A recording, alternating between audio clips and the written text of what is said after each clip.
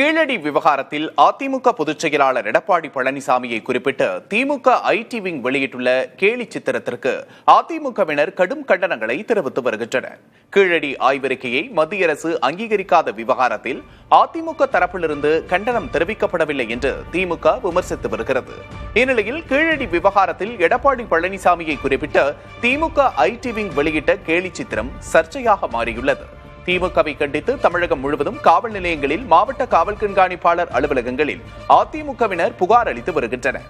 அதில் எடப்பாடி பழனிசாமி குறித்து அவதூறு பரப்பும் வகையில் கேலி சித்திரம் வெளியிட்ட திமுக ஐடி விங் செயலாளரும் அமைச்சருமான டிஆர்பி ராஜா மீது நடவடிக்கை எடுக்க வலியுறுத்தப்பட்டுள்ளது.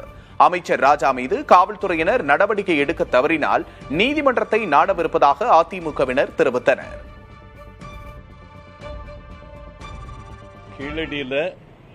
அகழ்வாராய்ச்சி செய்த ஒரே இயக்கம் அனைத்து இந்திய அண்ணா திராவிட முன்னேற்ற கழகம்.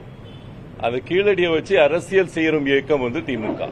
ஓகே, எந்த இடத்துலயும் ஒரு பைசா கீழடிக்கு செலவு செய்யாத ஆட்சி திமுக ஆட்சி. இது போன்று செய்வாரையானால் டிஆர்பி ராஜா தமிழ்நாட்டிலே எந்த இடத்திலும் நடமாட முடியாத அளவிற்கு அண்ணா திராவிட முன்னேற்ற கழக தொண்டர்கள் முற்றுகை போராட்டம் நடத்துவதற்கும் நாங்கள் தயங்க மாட்டோம். தமிழகம், தமிழர்களின் உரிமை, தமிழர்களின் வரலாறு, பாரம்பரியம், அது பண்பாடு எதற்கு குரல் கொடுக்கணும் என்றாலும் முதல் குரல் எங்களுடைய இயக்கத்தின் எடப்பாடியின் குரலாகத்தான் இருக்கும்.